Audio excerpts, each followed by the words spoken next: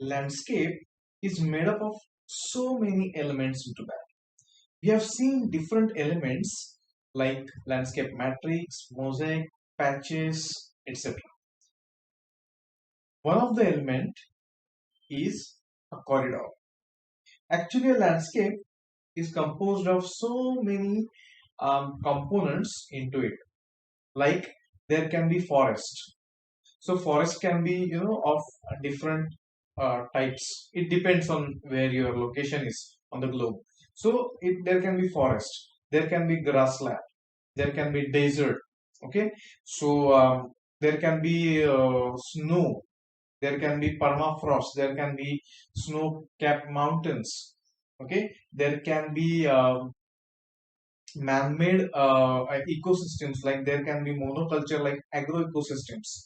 Then there can be human dominated ecosystem like cities and villages and towns, where also exist different kind of organisms. Okay, so a corridor is actually a kind of a connecting link between two similar or two homogeneous ecosystems. Like there can be a forest corridor between uh, two forests which are separated from each other by, let's say, few kilometers. Okay, initially, long ago, probably these forests were continuous. Okay, but because of human disturbance, anthropogenic activities, the forest might have shrunk, like what we see now. So there was a creation of a pocket, and then it was declared as a reserve forest or a sanctuary or a national park. So one park is here, other park is here. Some part between those protected areas fortunately remains. uh, it may be disturbed, but it is not destroyed. So animals from one area to other area can move through this small area, and we call it as a corridor. Okay, a corridor may not be necessarily of forest. It can be grassland. It can be a grassland between I should say grassland corridor between two grasslands. Okay, it can be a small mountain range between two big mountain ranges. Anything can be a corridor. Basically, a corridor is a strip of land of varying width.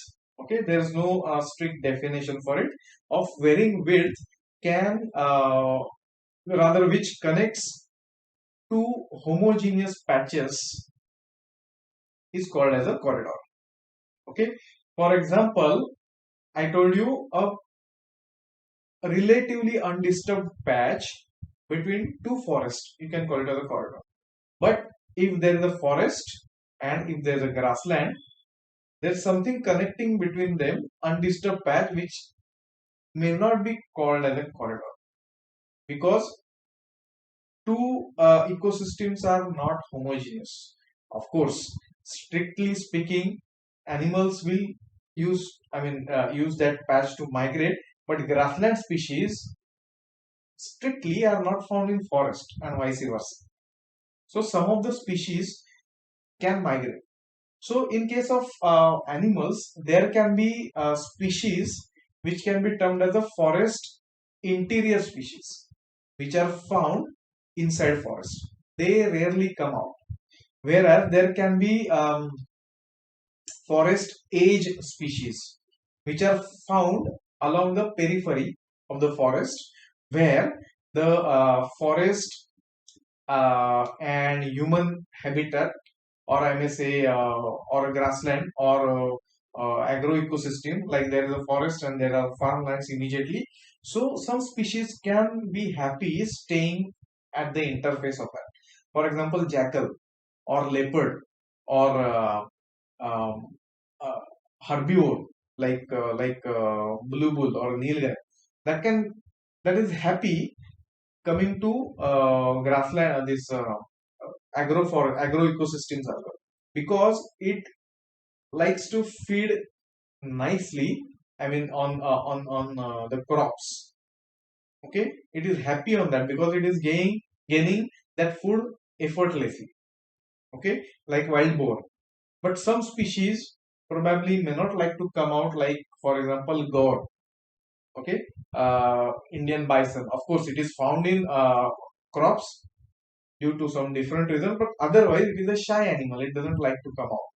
Okay, so forest interior species and forest age species. So forest age species are likely to migrate between the forest through the corridors. Forest interior species can also migrate.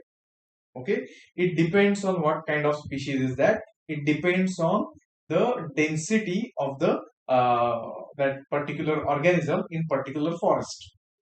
Okay, so I will now just explain what is landscape corridor is.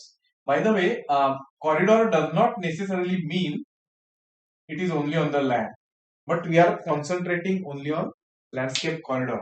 But there can be a corridor between two aquatic ecosystems. Okay, and which can be either natural or man-made. Okay, now man-made, there are at least three examples I can think of. There's the Suez Canal, then there's a Panama Canal, okay, which connects to aquatic ecosystems. Okay, and those aquatic ecosystems like oceans, Mediterranean and this Red Sea, as well as the Atlantic and Pacific, they're quite homogeneous. So there is a mingling of species. Not all species can migrate because of various factors. Okay, now there's one example of man-made artificial aquatic corridor I can think of is, I mean remember, that is found in India, that is found in Goa. Okay, there is a canal which connects two river in Goa. Okay, that is called as the Kambarjua canal or something. Okay, which connects two rivers, Zuari and Mandvi, and that canal was dug up long ago by Portuguese. Okay, so you will get species from Zuari river migrating to Mandvi and vice versa. Okay, so that is a aquatic corridor. But we are now not thinking of aquatic corridor, we are thinking of landscape corridor. Now landscape corridor are one of the important landscape elements. Okay, because like like in case of human settlement or maybe human apartments, you can say two apartments in a building, two or maybe more, it depends on how many are on the floor, they are connected by a corridor. Okay, there is no separate staircase to each apartment. So you come up on particular floor, on the left for example there are two apartment, on the right there are two apartment, and they are connected by a corridor. Okay, so corridor connects to habitat and it is very important landscape element. Okay, there are different varieties of corridors.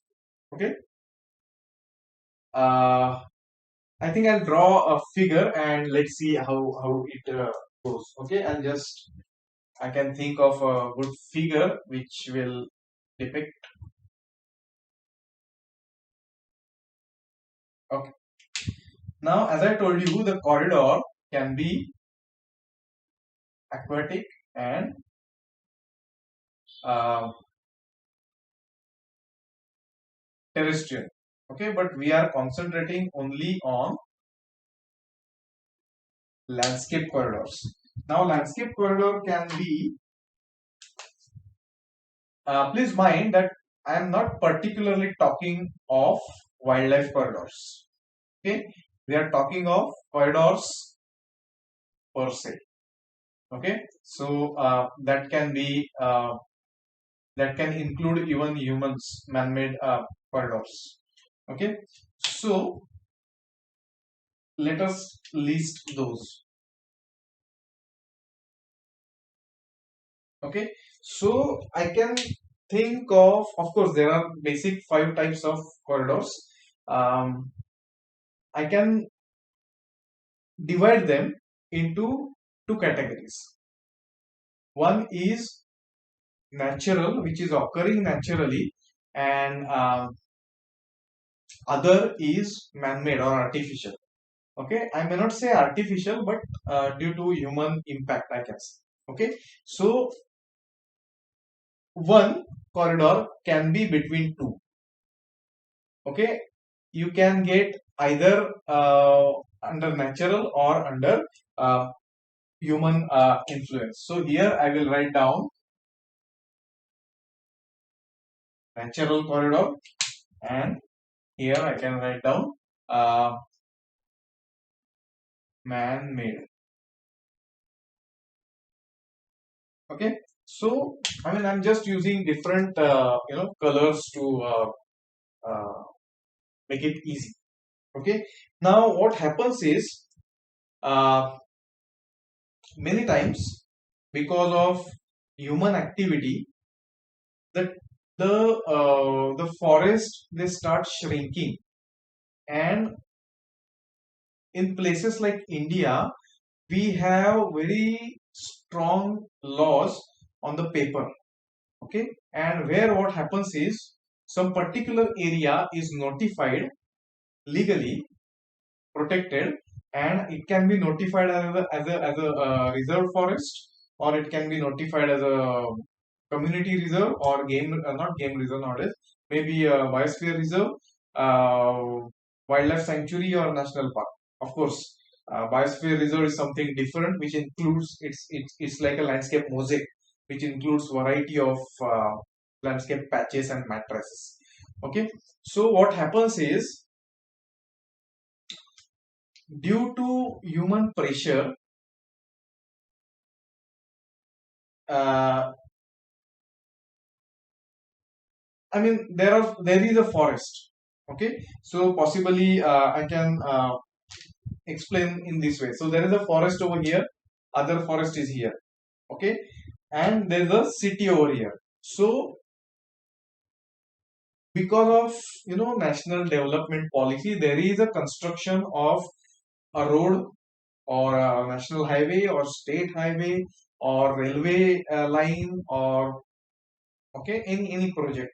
So because of that, government notifies two areas as a reserve forest, or sanctuary, or national park, whatever. Okay, so no activity is allowed in those parks, but government allows local bodies or civil bodies to create a highway, okay, between two sanctuaries. So between two sanctuaries, actually there is a kind of um, area goes on shrinking, and that becomes a corridor. Okay, sometimes there is no road construction, but just more and more people, they go to forest, they cut forest, they form farmlands, and area goes on shrinking. Okay, only a small patch remains. Okay, um, uh, like when you go to a river. Okay, nearby area. Okay, so many times you'll find that along river banks, at some places the natural vegetation remains. Okay, and that is called as the remnant corridor. REMNANT, remnant corridor. Okay, now as I told you, it is a natural corridor. Okay, it is I would like write as a probably short distance. It doesn't go for very long distance. Okay, short distance. Okay, uh, uh, there is animal life in that. Majority of the animals you will find in remnant corridor are K selected. K selected species means what? species which invest lot of energy in breeding and rearing young ones. So number of individuals might be less. Okay, for example, big primates, or I mean humans are also part of it, but big herbivores like elephant. Okay, where gestation period is too long. The baby, when it has taken birth, it takes a lot of time to become adolescent or mature. So K selected species can be found more in remnant corridor. Okay, so that is remnant corridor. There is another variety of corridor which is natural. What happens is it is also kind of remnant corridor, but it is over a long distance. Okay, so I'll write over here as a long distance. Okay, for example, like in India, in central India, there are lot many corridors which connects sanctuaries like Kana, Bandhavgarh, then this Tadoba. Okay, so actually central India around Nagpur is a hub for tiger. Nagpur is called tiger capital. So lot many corridors, they are there, through which there is a movement of course herbivore is also there, but tigers also move through these corridors. Okay, and it is long distance, it can be 200 kilometers, 300 kilometers, and animals move through that. Okay, sometimes you will get uh, like a forest around river bank, similar to remnant, but it is for longer distance. Okay, relatively I would say undisturbed than remnant. Relatively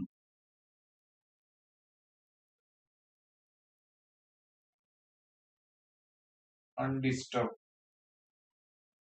Okay, for undisturbed than remnant, because in remnant you can have more kind of problem from other this thing like humans. Okay, uh, so this corridor is called as a resource corridor.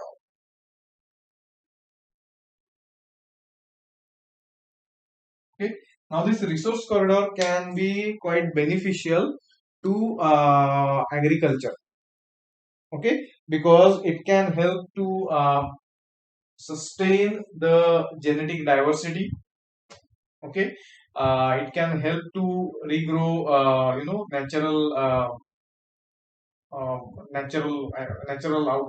natural growth of plants. Also, the agriculture which is around resource corridor can be is more the soil near resource corridor is more fertile because nutrient cycling is very good. So I'll write nutrient cycling is good. Increase matlab, I mean it's good. Okay, so it's like you know uh, for example, I'll give example of the agricultural fields which are at the foothills of Himalayas. So on the hill crest, or in Western Ghats as well. So on the hill crest there is a contiguous forest for kilometers. Okay, it's because humans cannot go and disturb that forest. They go indeed, but not to that extent because it can be inaccessible. Terrain is difficult. The forest remains. Because of that, there is a good, water cycle. Because of that, there is a good recycling of nutrients. So there can be good erosion, which will carry good nutrients to the agricultural field. So agriculture is good, like alluvial fertile soil of Gangetic plains. Of course, it is long this thing, long belt, but uh, at the very foothills of Himalayas, the soil is fairly good for agriculture because nutrient recycling is good. Okay, so these are the natural corridors, remnant and resource. Okay, then you can have still three to go. Okay, now in that you can have this thing. What happens is sometimes, okay, uh, I told you example of highway, because forest department sometimes allows um, highway authority to build highway. Okay, so there's a forest. Okay, continuous forest. Okay, so I may draw something like this. Suppose there is a forest. Okay, so there is a city over here, there is a city over here, just for an example. Big cities, quite commercially important cities, they are on the main route to the capital of the state or capital of country or whatever. So government will allow a construction of either national highway or a railway line. Okay, so according to the laws, you cannot just build highway like that. You have to clear at least few feet on both side of the road. If you are building railway line, you have to clear 10 feet, 20 feet on either side for the safety, because a ramification of railway line or the base of the railway line has to be done. So you just cannot build through the forest directly.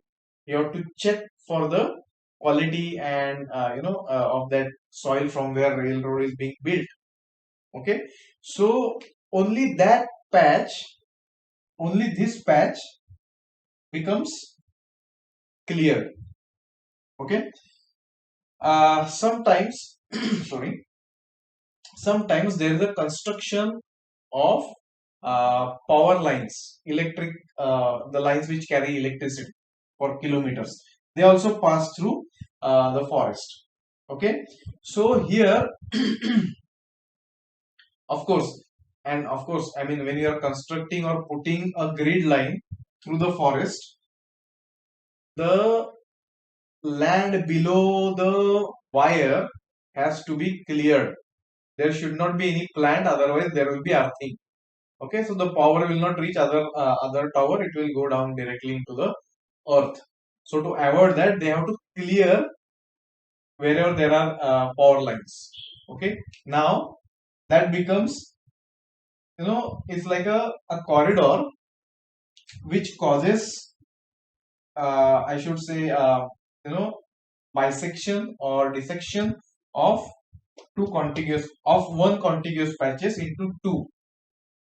Okay, now this causes a bit of quite a good level of disturbance for the movement of animals from here to here. When this was not there, animals were free to move, but when this comes, animals are restricted left to left, right to right. Okay, so here this man-made activity has caused a disturbance. Okay, and it is called as the disturbance corridor. So I'll just write the name,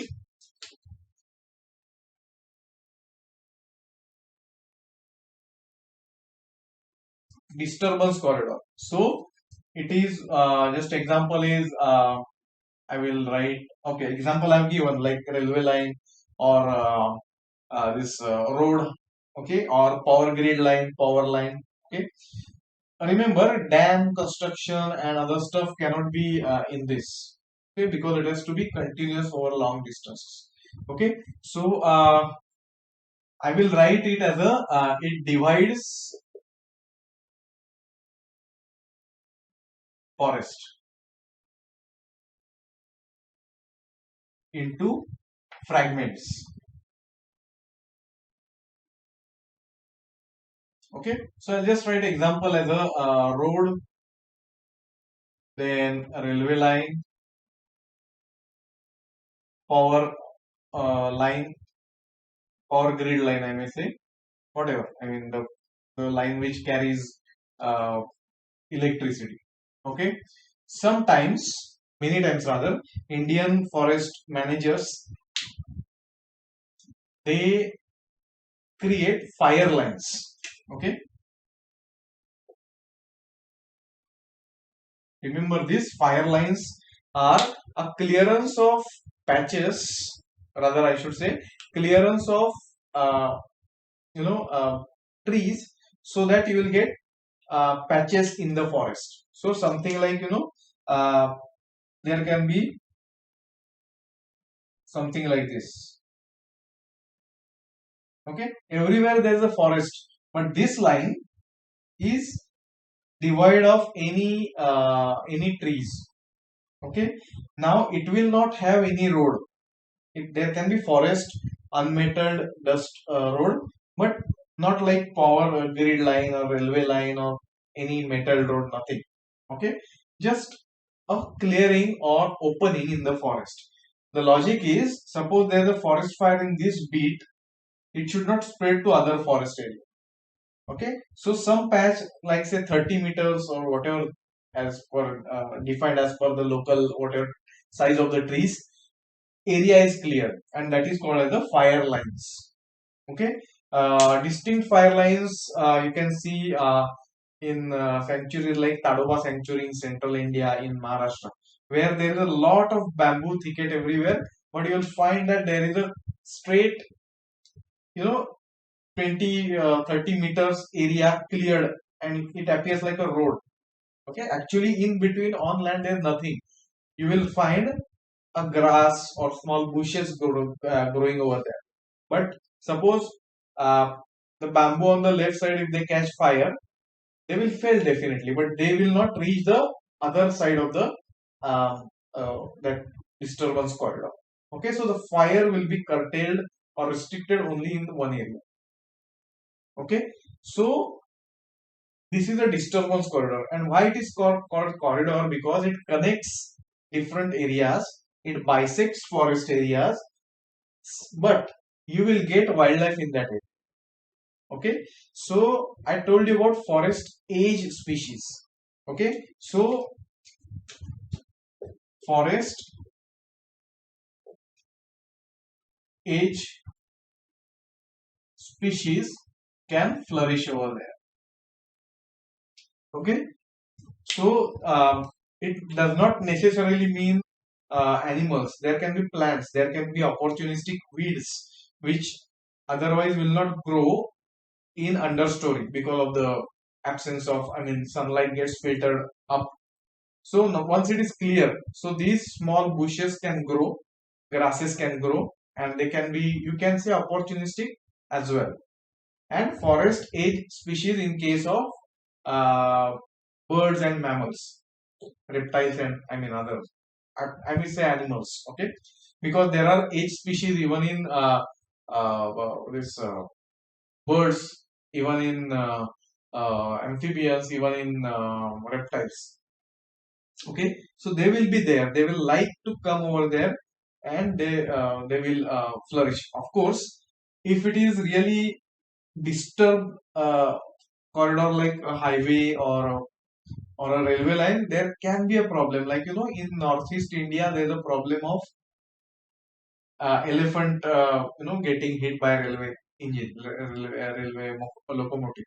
Okay, but otherwise in naturally appearing disturbance corridor, wildlife doesn't get affected too much.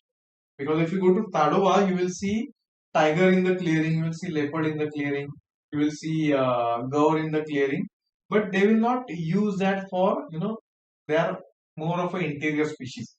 You will see more of a jackal over here, maybe leopard over here, maybe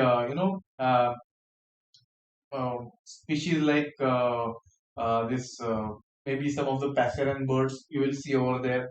Okay, insectivorous birds, maybe more, because when you clear the forest, a lot of undergrowth is there, and that can cause a lot of insect life to flourish, on which flycatchers and bee eaters and other birds can survive.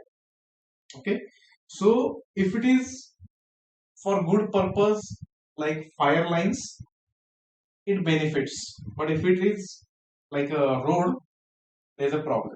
Okay, at least in India we don't have policy of you know, thinking while drafting such kind of developmental plan.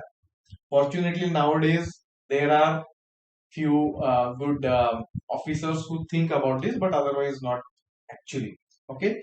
Um, so actually, I have seen in Western Ghat there is a big highway cutting through the forest. So on the both side there are kind of hills covered with good forest. Earlier, I still remember it's on the Goa highway, Mumbai Goa highway. Earlier, it was like, there was a highway, maybe two-lane highway, because it was in a forest, and there used to be canopy over. So macaques and maybe reptiles and maybe birds used to cross. Okay, not larger mammals, of course. But now the road has widened.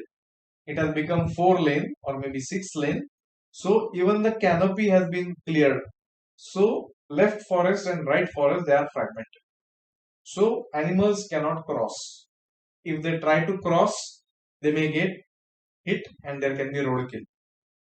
Okay. So that causes in any way disturbance. That's why it is called as the disturbance corridors. In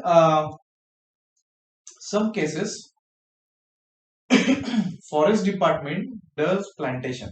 Okay, just to their afforestation program, just to make area green, they create they create forest.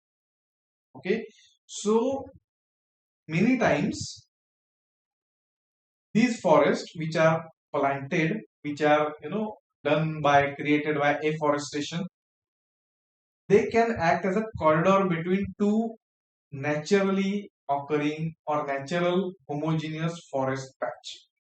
For example, if you go to central India, uh, there can be good variety of forest on both sides. In between, there can be only teak plantation, nothing else, or sal plantation. Okay, it is a kind of mono culture because it has been planted by forest department, but it acts as a good corridor between two areas. Okay, so animals can cross from one area to other. So that corridor is called as the planted corridor. Okay, so I told you uh, plantation is done. I will write as a forestation. Okay, uh, now it is the duty of the policymaker or the department to decide what to plant. If you plant something exotic like Australian acacia or Nilgiri, that is eucalyptus, it may not serve the purpose. It may increase the green cover, but it will not help animal life. So it is the duty of the policymaker or the one who is controlling or regulating plantation process to plant native plant. Okay, but of course it can be either native or exotic. Okay, it can be either native or exotic, so it depends. So it can go for larger area.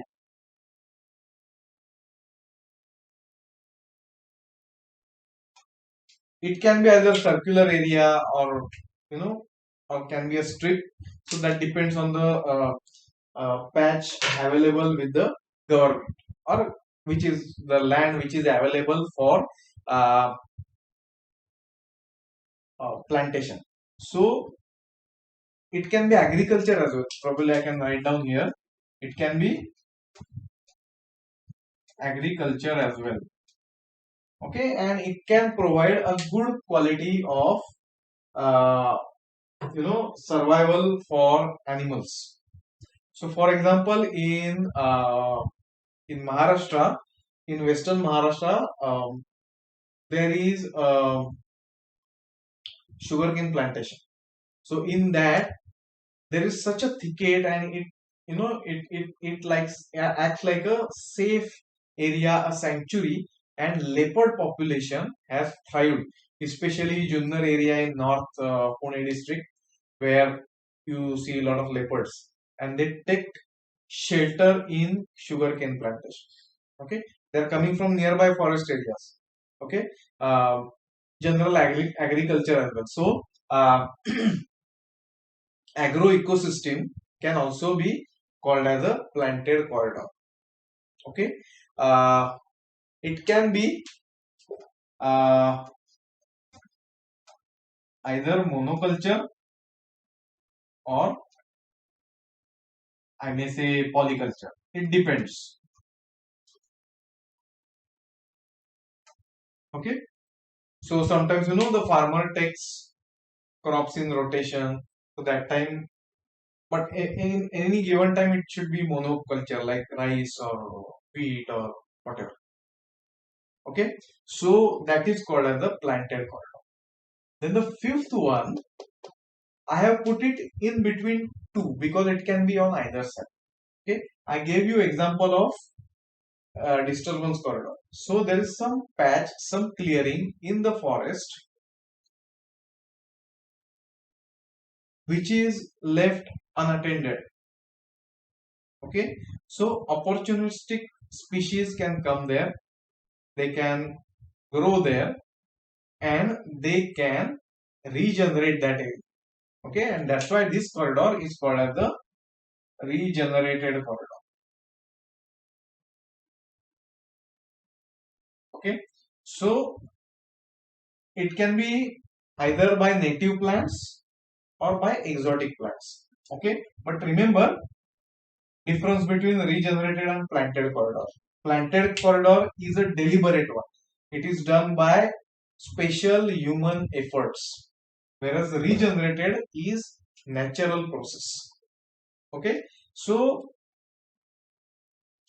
if some area in, let's say, city, and there are many areas in the cities which are not utilized, there can be quarrel between who is the owner, whether that land is revenue land for any development project or it is a green land decided for garden. So there is a kind of tussle happening between authorities, different departments, and for few years that land remains as it is. Okay, so slowly the plants grow. So there is a ecological succession happening over there.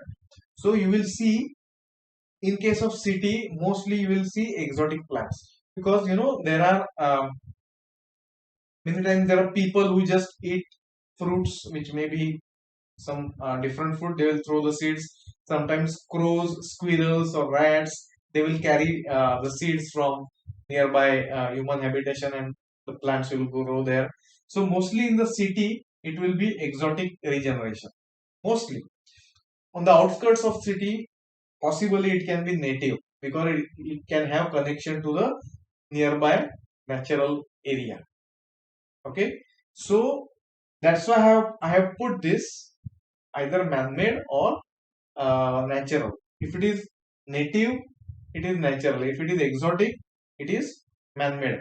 It may not be deliberate, rather it is not deliberate, but because that land in city doesn't have any corridor which is connecting to natural corridor, it may not regenerate back to its natural beauty.